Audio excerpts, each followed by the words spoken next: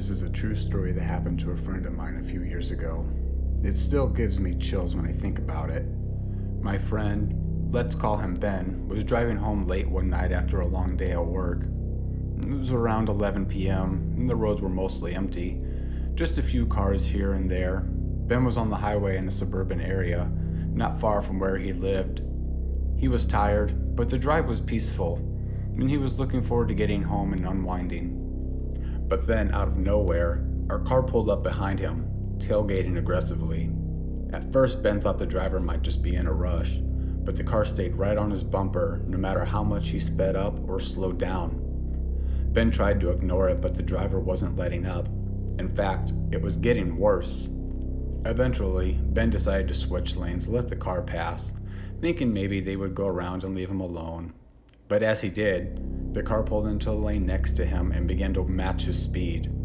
The driver, a man in his mid-40s, was glaring at Ben through his window. Hands gripping the wheel, Ben could feel the tension building, but he didn't know what to do. The other driver started tailgating him, only now Ben could hear his engine revving, like he was ready to do something more. Ben tried to distance himself, but the other car stayed with him, almost as if he was purposely blocking him. Ben's anxiety started to spike.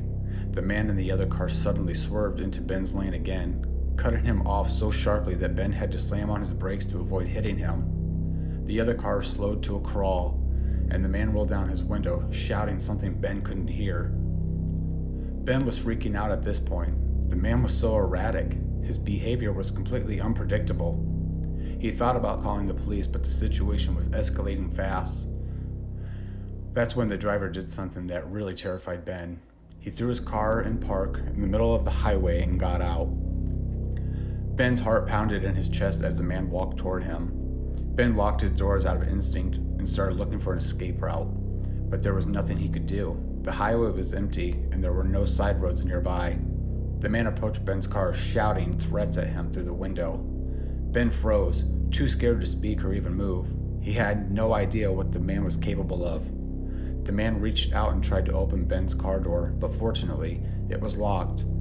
The man pounded on the window, screaming at Ben to get out of the car. Ben just stared at him, heart racing, praying the light would turn green or that somebody would drive by and intervene. Luckily, after what felt like an eternity, the light changed, and the man finally stepped back. He gave Ben one last angry look, muttering something under his breath, and then got back into his car. Ben didn't hesitate. He floored the gas pedal and sped off without looking back. Ben reported the incident to the police, but by the time they responded, the man was long gone. He later learned that similar incidences have been reported in the area, and that the driver had a history of road rage incidents. The police said that there was nothing they could do unless there were more concrete evidence. To this day, Ben avoids that stretch of highway at night, and whenever he sees someone driving erratically behind him, his heart still races, and he still gets a little paranoid. It was a terrifying experience, and one that's left a permanent mark on him. It was late one evening, around 10 p.m., when I was driving home on a long stretch of highway after visiting a friend. I was tired but eager to get home and finally rest. The road was relatively empty, only a few casual cars scattered here and there, and then the soft hum of my engine was soothing. Out of nowhere, a car came up behind me, tailgating me so aggressively that I could see their headlights practically in my rearview mirror. I thought maybe they didn't realize how close they were, so I moved over to the right lane, giving them space to pass. But instead of passing, they stayed right behind me, practically on my bumper, and started flashing their high beams repeatedly. I tried to ignore it at first, but the pressure was building. My hands gripped the wheel tighter as my mind raced. Maybe they were drunk or just in a hurry, but something felt off. I changed lanes again, thinking I could get out of their way, but they followed. Now I could feel the adrenaline kicking in. I was starting to get nervous. The car pulled up next to me in the left lane, and when I glanced over, I saw the driver. A man maybe in his 40s with a wild look in his eyes glaring at me. He was motioning angrily, his hands slammed the steering wheel, and I could see him yelling, though I couldn't hear the words. It was like a scene from a movie, and I was the one in danger. My pulse quickened, and I started to think about what to do.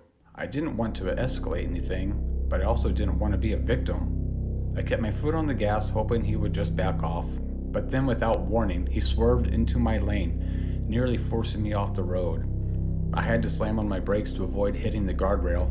My heart was pounding now, and panic was setting in. I immediately called 911, trying to give them as much detail as possible, but the man didn't care.